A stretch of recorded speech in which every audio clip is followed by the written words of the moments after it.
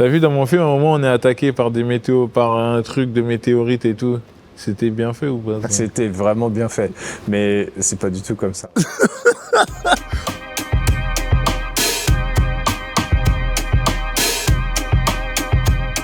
Je me rappelle quand je t'ai vu et tout, je te disais la vérité, ça m'a un peu fait quelque chose quand même. Oh ouais, j'ai fait style et tout, ouais, tranquille, vas-y.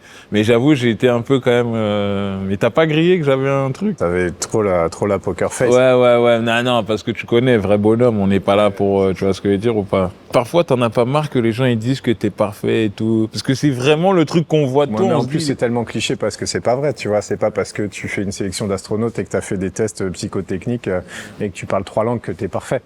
C'est pas parce que tu parles 3 langues, que t'es beau gosse, que tu sens bon, que t'as fait des tests psychotechniques que tu transpires et pas que tu transpires pas et que t'es super sympa et que t'es parfait. Les gens, ils projettent ça, tu vois. Ce qui est drôle, c'est que t'as une image qui est projetée sur toi et presque quoi que tu fasses, ça change rien. Moi, je dis aux gens, je suis pas très bon pour courir, tu sais, les marathons et tout ça, j'aime pas, je suis trop lourd, c'est pas mon truc. Donc je cours parce qu'il faut courir, mais jamais de ma vie je ferai des gros marathons, des ultra-trails et tout ça. Il y a plein de gens qui en font, je suis hyper impressionné. Et les gens, des fois, ils me disent, ouais, je dis, bah, par exemple, je fais pas des marathons, je suis nul. Et ils me disent, oh, qu'est-ce qu'il est modeste. Ils me croient pas. Parce qu'ils projettent ce truc sur toi et tu leur dis et ils te croient pas. Et ça, c'est très bizarre quand même. T'es obligé d'être marrant. Voilà. Non, moi, je suis pas obligé d'être marrant. Les gens, ils sont pas là, dis un truc marrant, ça doit être insupportable. Non, mais parce que moi aussi, il y a autre chose. C'est-à-dire que moi, j'ai un physique avantageux. C'est vrai moi je peux pas compter là-dessus. Tu peux pas compter là-dessus, tu peux pas me comprendre là-dessus, Thomas Pesquet. Mais moi, ce qui me dérange, c'est toujours le côté glamour. Faut que je sois glamour 24 heures sur 24. Mais t'es glamour, regarde, t'es sapé, t'as pas de poche arrière. Non, j'ai pas de poche arrière, je suis un vrai gars.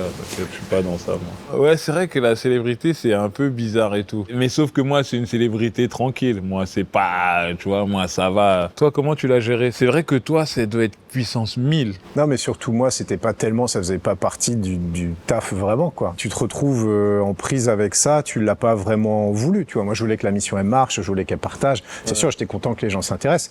J'avais pas envie qu'on me reconnaisse dans la rue, ça n'a jamais fait partie du deal. Et après, tu dois vivre avec ça, alors que moi, j'ai une vie normale, tu vois. Je suis pas comme toi, j'ai pas 5 jets privés, 6 chauffeurs et tout ça, quoi. J'ai été surpris, moi, de ma célébrité comme toi, tu vois. Moi, j'ai fait tout simplement noir et je suis passé genre de pouilleux à un mec qui pouvait passer partout, toutes les soirées. Ah, JP, t'es trop cool et tout. Et parfois, j'avais un peu du mal à le gérer, moi. Je veux savoir si toi, t'as eu du mal à le gérer ou tu t'y es fait tout de suite. En vérité, ce qui est dur, c'est que t'as l'impression que t'as plein de gens qui attendent quelque chose de toi. Tu vois, moi, les gens, ils viennent me voir, ils me disent, ouais, il y a cette association, il y a ce truc, il y a ce problème, les enfants malades, ma fille vous adore, ça ferait tellement plaisir à tout le monde. Donc, tu te retrouves avec des milliers des milliers, même plus, de trucs comme ça. Et moi, j'aime bien faire plaisir aux gens, tu vois, je suis trop gentil, quelque part. Tu t'oublies complètement, tu t'appartiens plus, t'as plus de temps, et ça a été compliqué au début de le comprendre. Après ma première mission, à un moment, je me rendais compte que je parlais plus à mes amis parce que j'étais trop occupé à répondre aux demandes et à essayer de faire plaisir aux gens et à faire qu'ils m'aiment bien. À un moment, je me suis dit, non, attends, faut apprendre à dire non. Et t'es obligé de dire non à plein de trucs. Moi, il y a pas longtemps, j'ai refusé une photo. Avec moi, d'ailleurs, c'était pas hyper cool. À Châtelet en vélo. Non, pas du tout. Devant tout le monde. Non, j'ai refusé une photo. Les gens, derrière, ils étaient Non, mais je comprends tout à fait ce que tu veux dire. Et surtout, ouais, quand t'es quelqu'un de gentil, t'as l'impression que tu peux être gentil avec tout le monde, mais en fait, tu peux pas. Tu peux pas. Sinon, impossible. Ta vie, elle t'échappe, en fait. C'est impossible. Et t'es obligé d'accepter qu'il y a des gens qui t'aiment pas, en fait. Ouais, non, mais ça, c'est horrible. Bah, t'as vu, on a le même problème. Ça, c'est horrible. Non, c'est horrible. Il faut te protéger, tu vois. Et c'est pour ça que les gens, ils mettent des écrans, enfin, ils vivent comme toi dans des forteresses et tout. Je vais continuer à insister sur cette blague. Vraiment, je l'aime bien, je la trouve sympa. Mais ça veut dire quoi? Ça veut dire qu'on a envie d'être aimé ou quoi? Oui, carrément. Toi, t'avais envie d'être aimé, toi? Bah, je pense tout le monde un petit peu. Tu vois, c'est un truc hyper humain d'avoir envie d'être accepté, d'être aimé, tout ça. Bon, moi, j'avais pas ça, mais quelque part, t'as quand même envie. T'as pas envie que les gens ils t'aiment pas. T'as envie que les gens ils t'aiment bien. Bah ouais, je suis d'accord avec toi. Moi aussi. Moi, je t'aime bien. Moi aussi, je t'aime. Allez, c'est cool. J'ai des potes d'enfance, des cousins avec qui je parle beaucoup, qui n'hésitent pas à m'insulter, gratuitement d'ailleurs. Moi, j'ai 4 gosses, et les 4 gosses que j'ai, ils sont vraiment très méchants avec moi. Quand j'ai présenté les Césars, je suis sorti de scène, j'appelle mon fils. Allô, ouais, alors t'as regardé le truc et tout? Mon fils m'a dit quoi, c'était aujourd'hui? Ils en ont rien à battre. Eux, ils sont vraiment très très durs. Ça me permet de garder les pieds sur terre. Mais eux, j'ai besoin même de m'éloigner d'eux parce que ça, c'est trop les pieds sur terre. J'ai besoin de gens aussi qui m'accompagnent dans mon délire, dans mon truc de mégalo, qui me disent, eux, c'est un peu abusé. Il y a des bandes annonces de mes films qui regardent. Ils me regardent et ils me disent, ça marchera jamais, ça, papa. Parce que c'est un nanar, papa. Moi, mes amis sont plus sympas que les amis de JP. Non, c'est pas vrai. Ils sont aussi un peu cons souvent. Ah ouais. Mais c'est bien. Mais tu vois, moi, je trouvais que ce qui est bien, c'est que quand tu fais des trucs qui sont un peu exceptionnels, mais que toi, tu te sens fondamentalement normal, t'as raison, c'est le regard des gens parfois qui change. Ouais. Moi, là où je l'ai vu, c'est quand les enfants de mes amis, que je connaissais avant la mission, hein, après la mission, avant, ils m'appelaient Thomas. Après la mission, il m'appelait Thomas Pesquet. Parce que j'étais devenu, tu vois, Thomas Pesquet, c'est un personnage de dessin animé. Mes amis, je pense qu'ils m'ont vachement plus chargé à ce moment-là pour vérifier, tu vois, ils ont testé un peu si j'avais encore du sens de l'humour ou si, tu vois. Et je leur parle plus depuis. Non, c'est pas vrai. Non, après, depuis, je les vois encore beaucoup. Et c'est ton entourage, en fait, qui, moi, j'ai les mêmes amis qu'avant. Alors, j'ai d'autres amis depuis, évidemment. Un peu showbiz, tout ça, j'ai vu. Ouais, ma mère dit toujours le showbiz. Non, c'est pas bien. Ma mère, elle a peur du showbiz. Alors que la famille, qu'est-ce qu'on s'en fout? Vive le showbiz! Le showbiz, Tony Parker, Omar Sy, on est ensemble! Genre, Tony Parker et Omar Sy, c'est le showbiz. Qu'est-ce que je raconte? Mais oui, ça va pas bien. Ça va pas bien. Thomas, vous avez pu voir le film, j'imagine. À quel point il retranscrit bien ça, Jean-Pascal, dans son film, la complexité de réunir tout le monde autour d'un même projet? C'est le thème central du film, en vrai.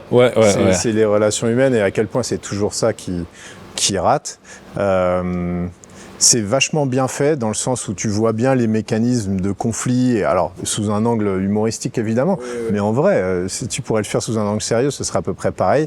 Ce qu'il faut, c'est trouver des mécanismes, trouver des manières de faire en sorte qu'on s'embrouille pas trop, parce que l'être humain a un peu une petite tendance naturelle à l'embrouille quand même. Mais c'est ça que je voulais te demander, moi, le fait de travailler dans l'espace. Tu les connais les gars ou les meufs avec qui tu montes ou pas? Nous, un des trucs qui marche super bien, c'est que tu t'entraînes avec eux pendant genre 2 ans avant.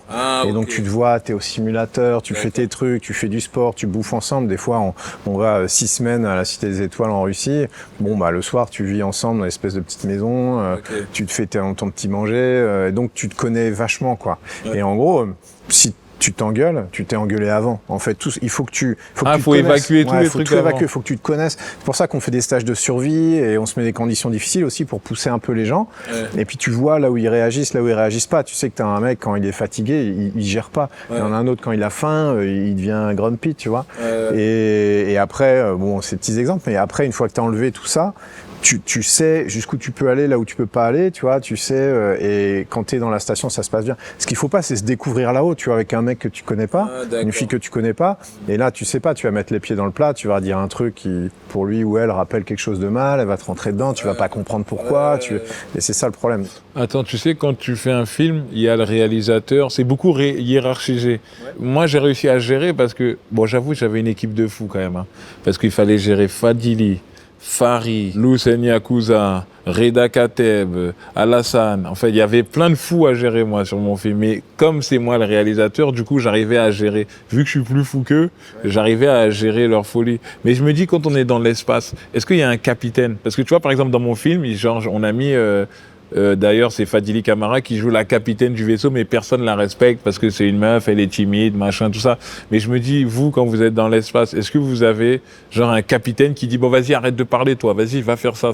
Il y a toujours un chef. C'est comme comme dans un bateau, quoi. Il y a toujours un capitaine dans un avion, dans tout ça, parce que au final, tu peux pas, quand il y a un problème, surtout, tu peux pas discuter éternellement. Je pense qu'on devrait faire ça. Non, moi, je pense que, tu vois, ça brûle. Non, attends, on n'a pas demandé son avis. Donc, à un moment, il faut qu'il y ait un gars ou une fille qui soit responsable. Mais nous, c'est un peu différent dans le sens où on est tous très entraînés. Donc, le gradient d'autorité, si tu veux, la différence d'autorité, elle est pas énorme. Ah ouais, ok. Oui. T'as pas quelqu'un qui est là, c'est Dieu, et les autres qui font tout ce qu'il dit, ça, c'est pas comme ça. Et surtout que nous, on peut changer des fois en cours de mission. Quand tu montes dans ta capsule, dans ta capsule qui t'amène, des fois il y en a un, c'est le chef de cette partie-là du voyage, parce que par exemple c'est un pilote ou quoi, et après tu arrives dans la station pendant 6 mois, c'est un autre qui devient chef de la station pendant 6 mois. Et un mec comme mon personnage dans le film et tout, comment vous pouvez le gérer dans... Le personnage il est affreux. En vrai tu pourrais, parce qu'il est pas, c'est pas un gros méchant. Il est pas méchant, il est pas méchant. Mais il est juste catastrophique. Un peu, dans les rapports humains, il est un peu... D'ailleurs, il y en a peut-être un peu des comme ça. Moi déjà c'est ça qui m'a passionné dans mon film. On a beau avoir une mission incroyable à faire, comme je sais pas, moi dans mon film c'est aller sur la planète Nardal pour la survie de l'Afrique. De cette mission-là dépendra que les rapports entre nous. Et je te jure, j'ai l'impression que c'est l'histoire de l'humanité, ça. Parce que communiquer, à la fois, c'est hyper simple, mais à la fois, c'est hyper compliqué de composer avec telle ou personne. Après, moi, j'ai pris des Africains parce que c'est ce dont j'avais envie de parler. Mais je trouve ça hyper fascinant. Par exemple, pour aller sur Mars, c'est 300 jours. Je me dis, mais en fait, là, pour moi, c'est un film. 300 jours 300 jours avec un Russe, avec toi, avec peut-être une Japonaise, je sais pas, dans le vaisseau, et on regarde. Et on sait qu'on va aller là-bas, mais dans quel état ils vont se retrouver dans le vaisseau, je trouve ça hyper passionnant. Dans l'équipe, genre des astronautes, des mecs qui montent dans l'espace et tout, c'est quoi ta réputation? La vérité. Ce que les autres, ils pensent de Watt, Tu dis, Thomas Bézet, non. Il y a qui monte? Ouais, il y a Thomas, il y a l'autre. Ouais, Thomas, ouais, bon gars. Ou ils disent, ouais, Thomas, vas-y, lui. Il range pas sa chambre, vas-y, lui, il fait. Il a des chaussettes qui sentent pas bon. Non, mais c'est quoi ta réputation dans l'équipe à peu près? Non, tu vois, ça va. Avec mes collègues, ça va. Avec les Américains, avec les Russes, je m'entends vachement bien avec eux aussi. Ouais, l'émission, ça s'est bien passé, tout ça. Non, mais attends, Thomas, parce que j'ai besoin de savoir un truc. Quand tu sors dans l'espace, c'est quoi la sensation? T'as vu, nous, dans le film, on a fait une sortie spatiale avec l'autre et tout. Bon, t'as vu, il voulait réparer un truc, il s'est décroché. Bon, ça, c'est un film. Mais toi, genre, la première fois que t'es dans l'espace et tout. Mais t'es super flippé la première fois que tu sors. Ah ouais? Déjà, tu mets des heures à sortir parce qu'il faut tout préparer, il faut préparer le scaphandre, il faut faire de la décompression comme des paliers, comme tu remontes en plongée. Ouais. Tu mets 5 heures et demie à sortir et ça fait des semaines que tu prépares. Et tu fais ta petite pirouette pour sortir sur le bas là, et là, c'est le vide en dessous, quoi.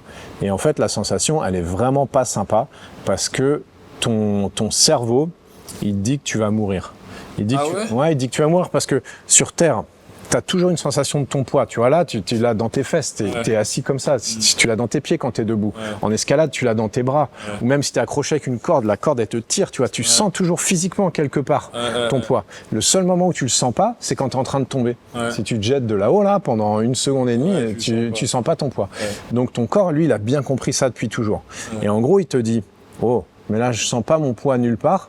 Donc t'es en train de tomber. Première information, t'es en train de tomber.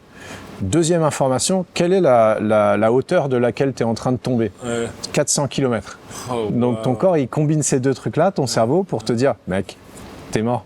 Je suis désolé, mais c'est terminé. Si, et au début, c'est très désagréable. Parce que tant que tu es accroché, tant que tu tiens la station, même avec 2 doigts, ben tu as la sensation physique de ton poids, elle est là. Donc ça va, ton cerveau, il est peaceful. Ah, je comprends. Attends, j'arrive à imaginer. Tu mets une longe, un crochet, c'est mou, tu vois, ça flotte en apesanteur. Tu lâches, et là, tu es comme ça, et là, ton cerveau, il dit, tu es mort. Ah ouais? Et ça, c'est hyper désagréable au début. Et il fait froid dehors, il fait comment? À l'intérieur, comme il n'y a pas d'air, tu vois, il n'y a pas de température de l'air, le seul truc que tu peux dire, c'est les rayons du soleil qui tapent sur une surface, ça la chauffe. Et si cette surface, elle est à l'ombre du soleil, elle a froid.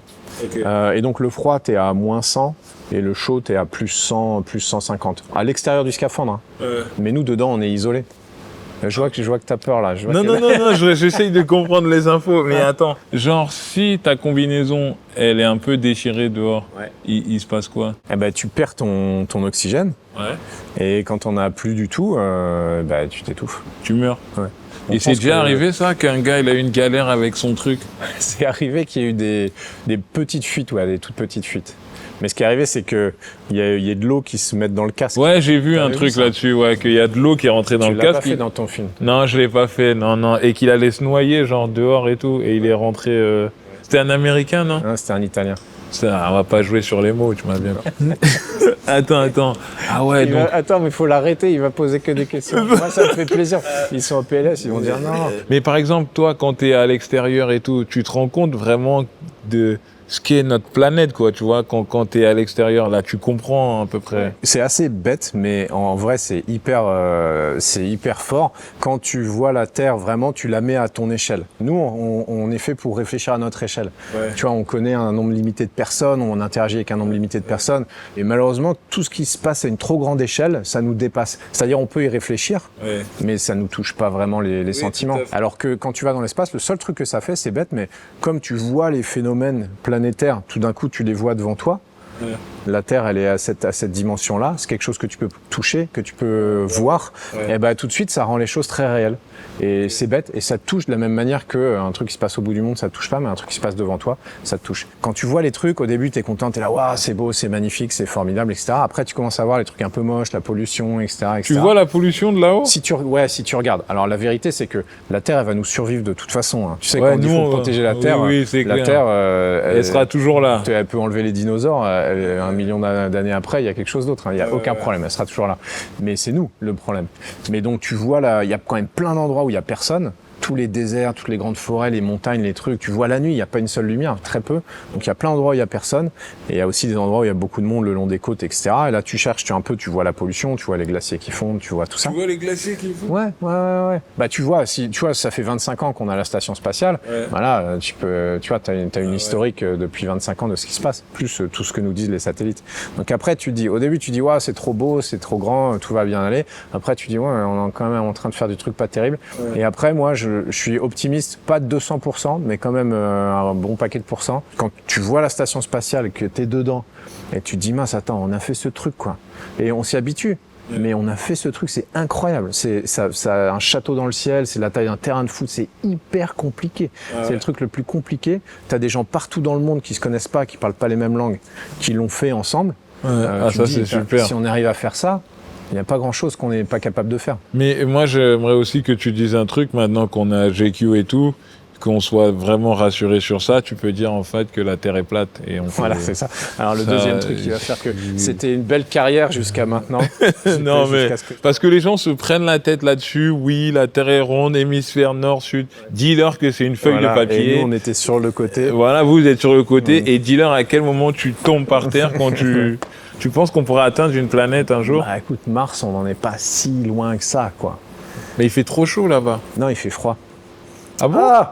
Mais je croyais qu'il faisait trop chaud là-bas. Non, mais il n'y a pas d'atmosphère, donc les variations de température, elles sont grandes, mais il ne fait pas très chaud sur Mars. Enfin, ça dépend où, ça dépend quand. Mais surtout, le problème, c'est le voyage. 300 jours pour y aller. Et là, tu prends des radiations. Ah ouais? Ouais, parce que tu n'es pas protégé par la magnétosphère. T'as vu, dans mon film, à un moment, on est attaqué par par un truc de météorite et tout. C'était bien fait ou pas? C'était vraiment bien fait, mais c'est pas du tout comme ça. Non, mais tu sais que je m'étais dit, mais en fait, moi, quand j'ai conçu le film, je l'ai conçu pour la comédie, pour le message écologique, pour le message d'union et tout. Et je te jure que c'est vrai que quand j'ai vu la première fois le film et tout, je me suis dit, mais si Thomas Pesquet, il voit ça, il va tellement se foutre de notre gueule. Il va se dire, mais qu'est-ce que c'est que ce film de merde? Non, mais c'est normal. Tu vois, même Gravity, même Interstellar, même tous ces films-là, même Seul sur Mars, je suis en train de comparer ton film à quand même des sacrés bons... Même ces films-là, ils prennent des libertés avec la réalité et la physique et la manière dont on fait les choses. C'est normal. Sinon pour représenter un vol de 300 jours vers Mars, il faudrait un film de 300 jours. Tu vois, c'est pas possible. T'es obligé de couper, t'es obligé d'accélérer des choses. Le trou noir dans Interstellar, c'est un peu trop. Ouais, c'est un peu too much. C'est un peu too much. Mais moi, j'ai kiffé quand même. Toi, t'as bien aimé. Il est bien. Mais moi, j'ai du mal parce que c'est trop, tu vois, c'est trop extrapolé, c'est trop loin de ma réalité. Seul sur Mars, beaucoup mieux. Parce que là, c'est vraiment assez réel, moi, je trouve. Ah ouais? Ouais, il manque pas grand-chose en vrai pour qu'on fasse un truc exactement Pourquoi? Qu'est-ce qui était assez réel dedans? Parce que, en fait, tout ce que tu vois, c'est possible physiquement. Après, il fait des ellipses, tu vois, t'as le grand vaisseau qui tourne là. Bah ça, c'est vrai, on pourrait recréer de la gravité en le faisant tourner. Le seul truc qu'on sait pas faire, c'est lancer un truc pareil depuis la Terre. Tu vois, comment tu le fais décoller avec une fusée? Donc, tu fais 70 lancements et tu le montes par morceaux comme un mécano. Ce serait hyper compliqué. Mais eux, ils montrent pas ça. Ils montrent juste qu'une fois qu'il est en l'air, il fait des trucs. Et c'est vrai, si on avait un truc comme ça en l'air, on pourrait faire exactement pareil. Tu vois, et c'est assez bien fait. Et je trouve que c'est bien parce qu'ils se font des grosses vannes souvent dans l'équipage. Et nous aussi, on se fait des grosses vannes dans l'équipage. Ah ouais? Ouais. Quand je vois un film, des fois, je peux pas m'empêcher de dire, bah tu vois, là il y a un plan de caméra, en fait, il passe à un autre. Mais dans la vraie vie, ils mettent une journée à faire celui-là. Bah oui, c'est ils clair. mettent une journée à faire celui-là. Et donc, est-ce qu'ils kiffent vraiment les mecs? Est-ce qu'à un moment, t'as l'impression d'être dans un vaisseau spatial et t'as l'impression d'y être? Ou c'est juste vraiment plein de micro petits bouts et en fait, c'est nul comme métier? Non, en fait, non. Ce que j'ai bien aimé, c'est vraiment la création de nouveaux héros, nouveaux récits. Tu sais, parfois quand il y a des films de science-fiction, c'est souvent, tu vois, un astéroïde qui va tomber à New York et Bruce Willis, il va se sacrifier, nanana. Tu vois, là, ce que j'ai bien aimé, c'est de mettre une problématique, en fait, très terre à terre. Que voilà, les Africains, ils peuvent même pas circuler où ils veulent sur Terre. Donc, si la NASA y trouve une autre planète, c'est sûr qu'ils ramèneront pas les Africains. Et donc, je me suis dit que j'ai envie de faire un film de science-fiction sur le fait que voilà, il y a des problèmes écologiques, problèmes migratoires, problèmes sociaux. En fait, j'avais envie que la mission spatiale, elle soit ancrée dans le réel.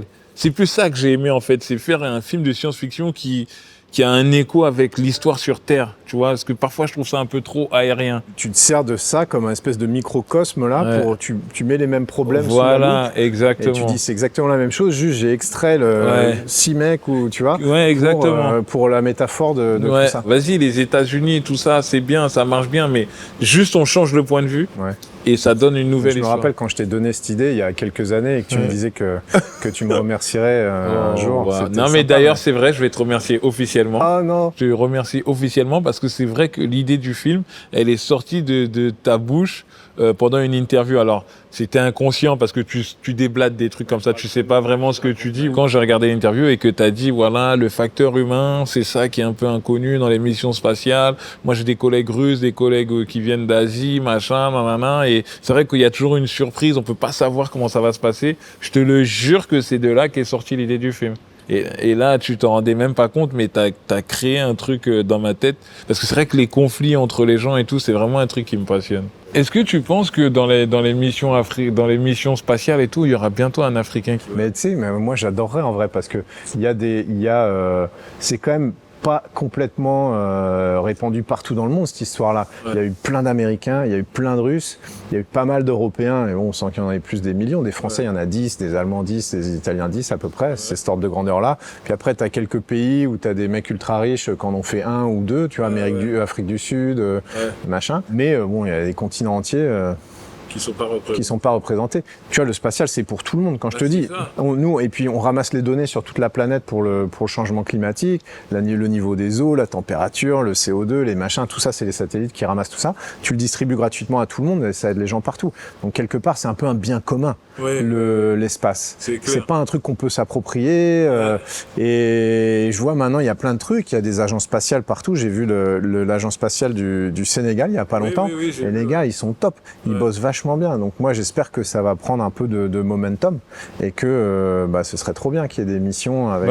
C'est surtout que moi, je pense que je t'ai coupé la parole. Mais tu fais ça tout le temps.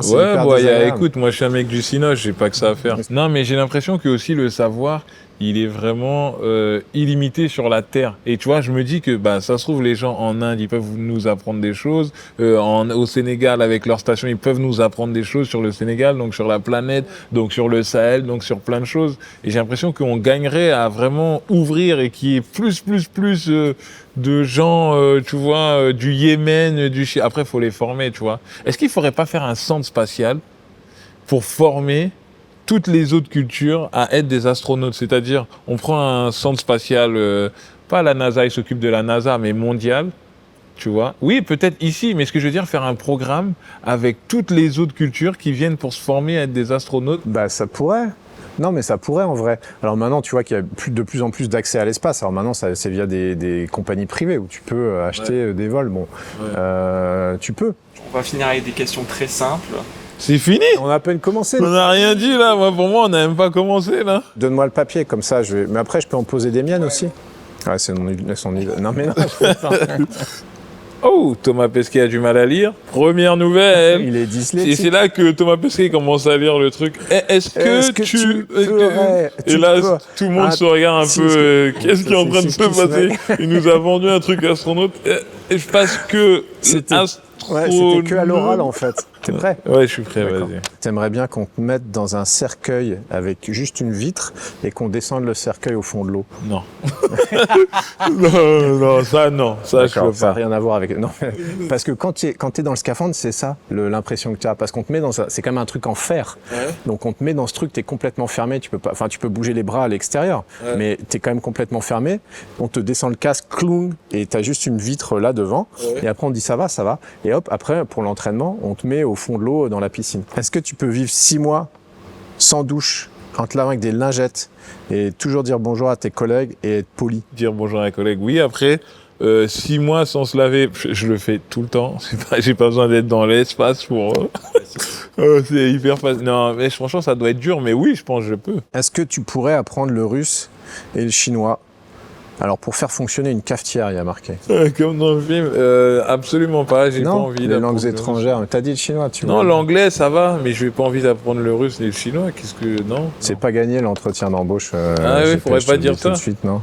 Ah non. Non. Est-ce que tu peux passer une semaine dans une grotte sans lumière, sans réseau, sans paniquer, dans le noir? Jamais de la vie. C'est vrai? Ça me fait un peu paniquer, tout ça et tout. Mais je vois pas où le rapport avec l'espace. Mais il en n'y en fait. a aucun, mais je dis ce que je veux, je m'en fous. Ah, ok. C'est moi qui ai la feuille. Mais oui, est-ce que tu aimerais bien être attaché dans la forêt avec un chien qui vient te manger les doigts de pied? Non, Thomas, j'ai pas envie. C'est quoi le rapport avec l'espace, Thomas? C'est pas- mes c'est petits pas ce plaisirs qu'on perso, s'entraîne. JP. Ce que je fais de mon week-end, ça regarde personne. Ils m'ont pas donné la bonne feuille. Je ne dirais pas d'où elle vient. Tu peux survivre à un réveil tous les matins à 6 heures avec une playlist choisie par quelqu'un d'autre, qui n'a pas de goût. Me réveiller à 6 heures, je peux, mais avec la musique de quelqu'un d'autre, c'est dur. En vrai, si c'est pour sauver le monde, c'est pas grave, je suis vrai. Ce serait dommage en plus parce que tu avais tout bon jusque-là, la centrifugeuse, les pilotes de chasse, tout. Et juste pour la musique du matin, c'est raté. Et là, il coche. Quel dommage, c'était si proche. Attends, t'as déjà couvert un mec dans l'espace? Genre, il a fait une dinguerie, et comme c'est ton gars, t'as dit... J'ai pas envie de poucave à la NASA. Des fois, on a un peu ce genre de discussion. Ouais. Ah ouais? C'était une question de la sélection. Tu veux que je te pose une vraie question de la sélection d'astronautes? Vas-y, redonne-moi le papier, ça fait ça. Vas-y, ouais, leurs questions. Et Ouais, qu'est-ce on qu'ils s'en fout, connaissent? ouais. Les vieilles questions, frère. Regarde, t'es en sortie extravéhiculaire, Ouais. JP, avec un collègue. Ouais. Il est plus vieux que toi, ou elle est plus vieux que toi, plus expérimenté, c'est une star, quoi. Tu Ouais. vois, toi, t'es petit, t'es nouveau, tu viens d'arriver. Ouais, c'est difficile à imaginer, mais vas-y. Tout ce que tu dis dans ton micro, tout le monde l'entend. Le centre de contrôle, NASA TV, Ouais. tout le monde. Et là, tu vois, à un moment, sans le faire exprès, il fout un coup de pied dans une antenne. Tu sais pas s'il s'en rend compte ou pas. Ouais. Et là, tu as le centre de contrôle qui te dit 3 minutes après, ouais les gars, on comprend pas, il y a un problème. Est-ce que vous avez vu quelque chose de spécial? Nous, on a perdu toutes les données, c'est compliqué et tout. Et lui, il dit, non, il n'y a aucun problème, tout va bien.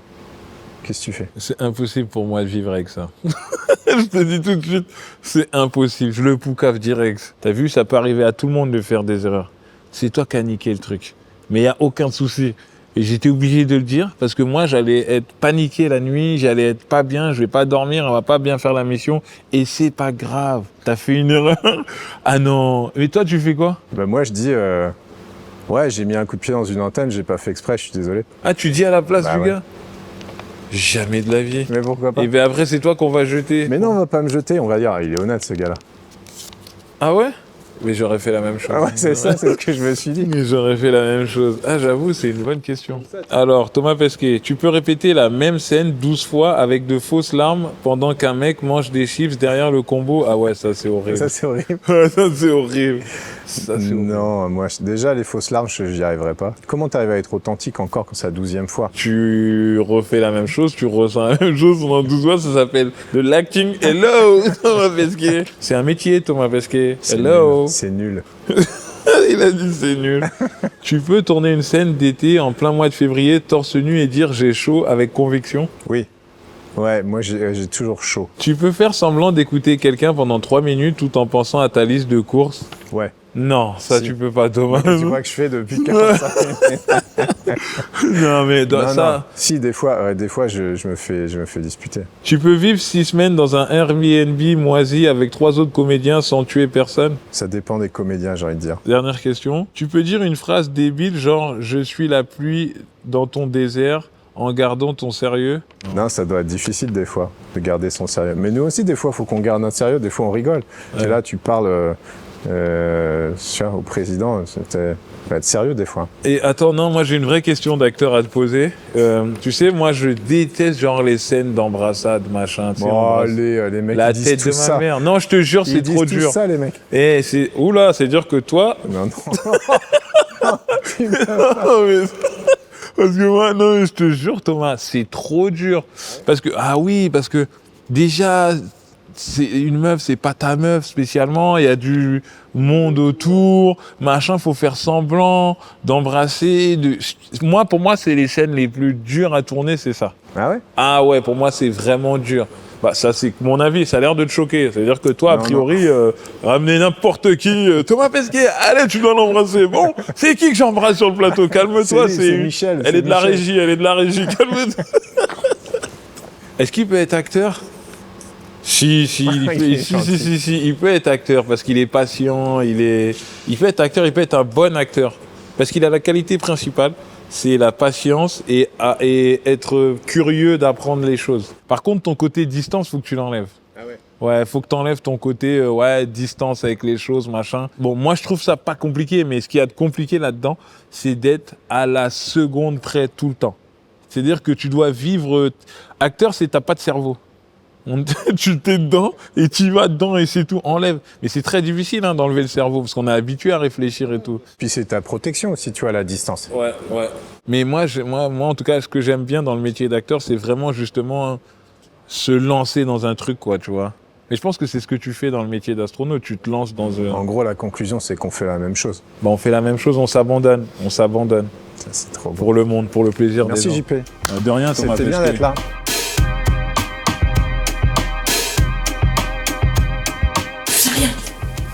Pourquoi? Bah, c'est un truc d'entraînement, on peut toucher. Not touching. Mais ça, c'est pour les amateurs, nous les pros. J'ai fait un film sur l'espace, donc je me considère comme un professionnel de l'espace. Là, c'est là où on prend le petit lait. Ils auraient quand même pu acheter un meilleur ordi, hein. Allô. C'est un cendrier. Ça, c'est là où on fait la dépressurisation des mains. Comme vous pouvez le constater ici, je suis comme à la maison. Allez, je vous fais des poutous, les gars. J'ai la planète à aller sauver. Aïe.